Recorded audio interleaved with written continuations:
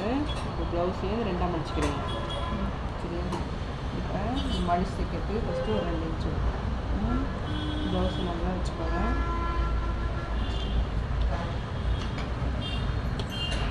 பார்த்தீங்க அப்படின்னா 2 இன்ச் மடிச்சு தைக்கிறோம் இல்லையா, அது கூட்டுக்கிறீங்க. அப்புறம் கழுத்தோட இறக்கம். இப்போ ப்ளவுஸை நல்லா நேராக வச்சுட்டு இப்படி அகண்டுலாம் போகக்கூடாது. சரிங்களா? நேராக அப்படி வச்சுக்கோங்க. வச்சுட்டு கழுத்து ஷோல்டர் ஒரிஜினல் மார்க் தான் நான் பண்ணுறேன். இப்போ ஆம்கோல் கிட்ட original mark, side original mark. சரிங்களா? இப்போ ஷோல்டரும் ஒரிஜினல் மார்க் பண்ணிக்கிறீங்க. இப்போ இதை எடுத்துகிட்டு ப்ளவுஸை எடுத்துகிட்டு ஸ்கேல் கொடுங்க. ஸ்கேல் மார்க் பண்ணிக்கோங்க. இது ஒரிஜினல் அளவு, இது எல்லாமே ஒரிஜினல் அளவு தான். மார்க் பண்ணிட்டு இப்போ ஷோல்டர் ஜாயிண்ட்டுக்கு எக்ஸ்ட்ரா அடிச்சு தைக்கிறதுக்கு. சரியா?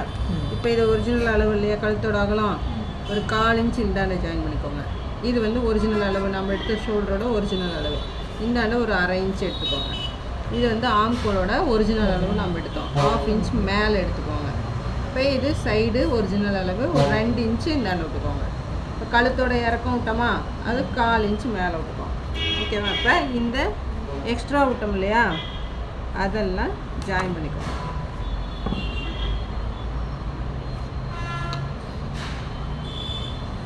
சரியா?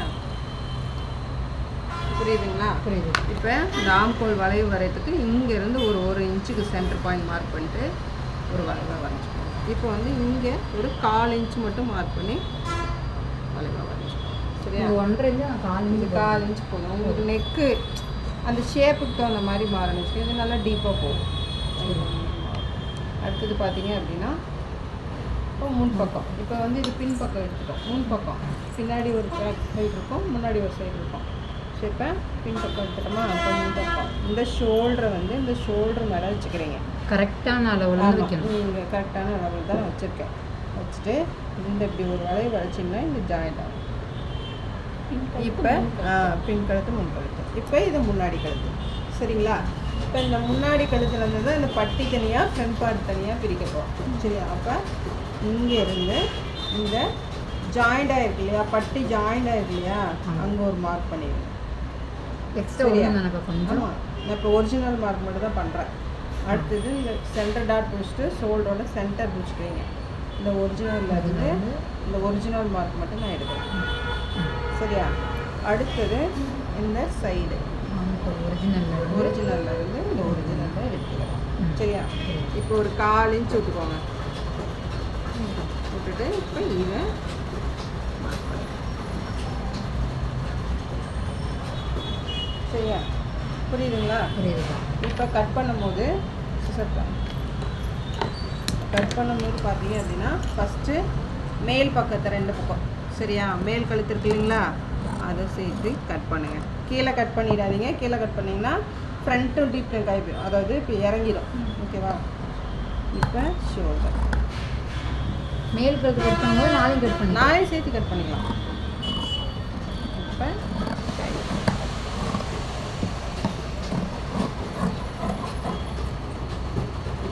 இதை மட்டும் எடுத்துகிட்டு ஒரு சைடு மட்டும் எடுத்து மேல் பக்கத்தை பட்டி கட் பண்ணிக்கணும். பட்டி 1/4 இன்ச்சு அடிச்சுருக்கீங்கன்னா ஒரிஜினல் பட்டி அளவு வந்துடும். இப்போ இந்த பின்னாடி கழுத்து வரைஞ்சோம் இல்லையா, பின்னாடி கழுத்தை ஒரு மார்க் பண்ணிட்டு நேராக வரல அப்படின்னா ஸ்கேல் வச்சு கோடு போட்டு ஒரு அளவு